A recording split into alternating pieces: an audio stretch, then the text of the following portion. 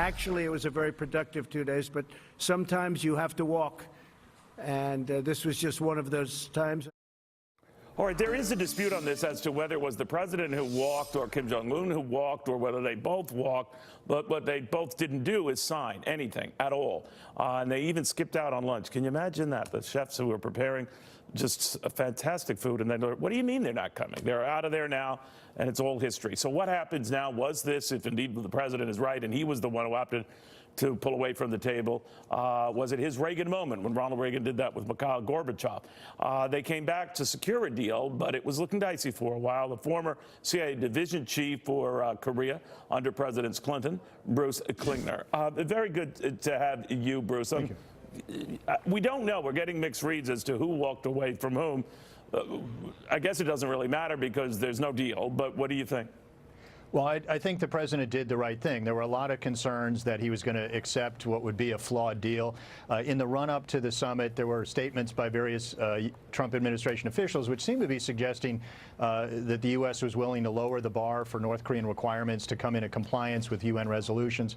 And there was reporting that the parameters of a deal, which would have been a peace declaration, which would be a bad idea, and North Korea offering up Yongbyon for the 5th time, et cetera. So that would have been a bad deal for the U.S., and I think it was the right thing for the president to walk away.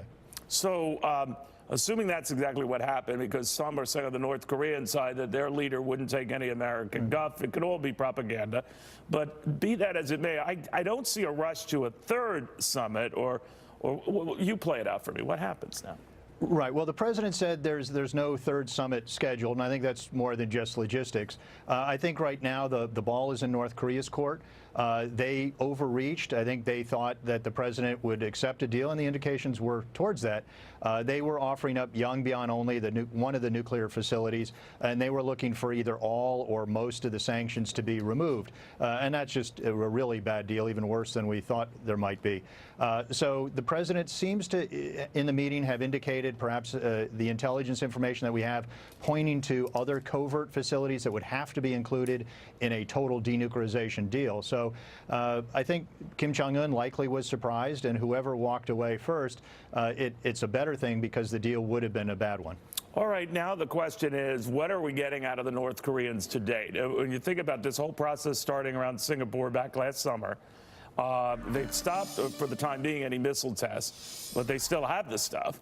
We don't even know where all the stuff is. So are we back to the drawing board? I mean, could they sort of saber rattle here and resume testing? Well, President Trump said Kim Jong-un promised not to, but of course he's required not to under 11 UN resolutions.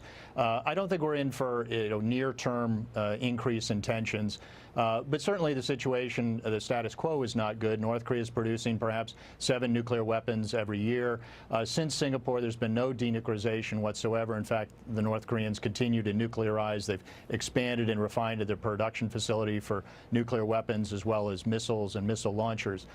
So the status quo is not a good one. So we do need to maintain pressure, and actually the U.S. is not fully implementing its own laws. We're not fully doing maximum pressure, so that may be something that comes into play if this stalemate in negotiations continues for a long period of time. Bruce, thank you very, very much. I appreciate it. Thanks for having me. All right.